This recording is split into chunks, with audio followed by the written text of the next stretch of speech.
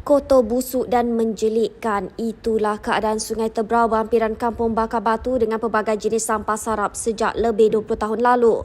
Tinjauan dilakukan di kawasan sungai berkenaan mendapati pelbagai jenis sampah termasuk botol minuman, pek, bungkusan makanan serta plastik sampah yang bertebaran dari bahagian tebing sehinggalah yang terapung di tengah sungai berkenaan yang menyebabkan bukan sahaja pencemaran air, malah bau berikutan sampah yang terlalu banyak.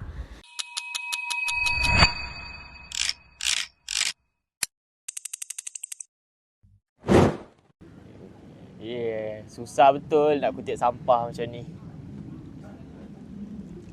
Adam, kau buat apa tu? Aku tengah kutip sampah ni.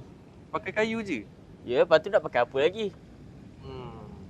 Tapi macam menyusahkan je pakai kayu. Habis tu?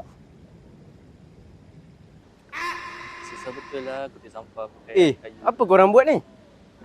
Kita orang tengah kutip sampah ni. Lah, kan kita dah ada inovasi baru kita, iaitu floating trash collector. Alah. Mana alatnya? Jom.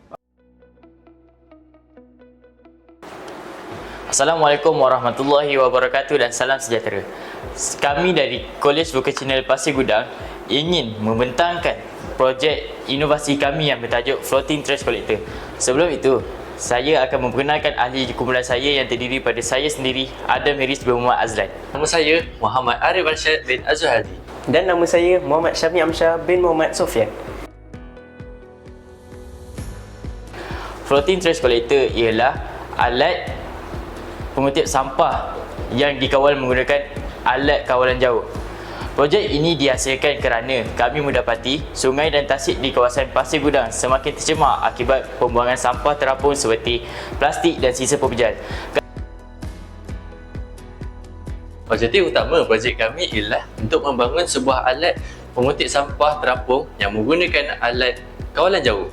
Objektif kedua kami ialah untuk membantu membersihkan kawasan tasik dan sungai dengan lebih pantas berbanding menggunakan kaedah manual. Metodologi yang pertama ialah kami mengenal pasti masalah pencemaran di kawasan sungai dan tasik. Yang kedua, kami membina prototipe floating trash collector. Yang ketiga, alat ini diuji.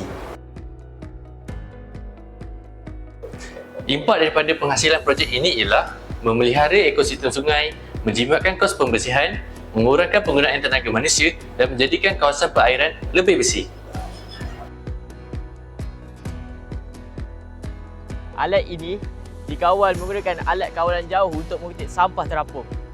Alat ini menggunakan satu motor propeller dan kelajuan boleh mencapai 1.18 km per jam bersamaan 0.97 knot.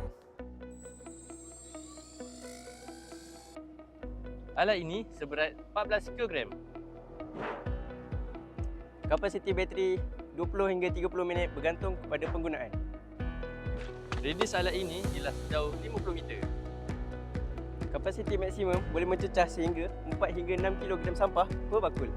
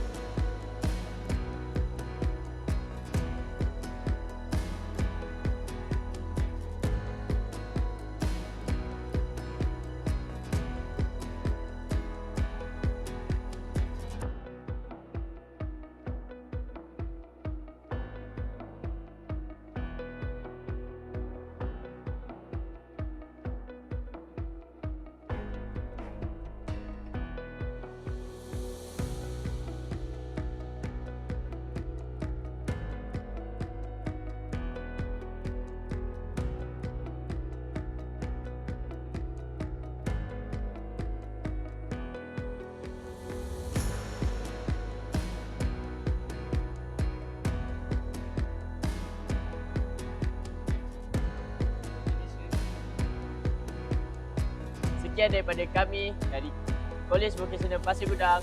Saya Adam Haris bin Muhammad Azlan. Dan saya Muhammad Arif Arsyad bin Azhar Hadi. Saya Muhammad Syami Amsyah bin Muhammad Sofian. Sekian. Terima kasih. Bye-bye. Bye-bye.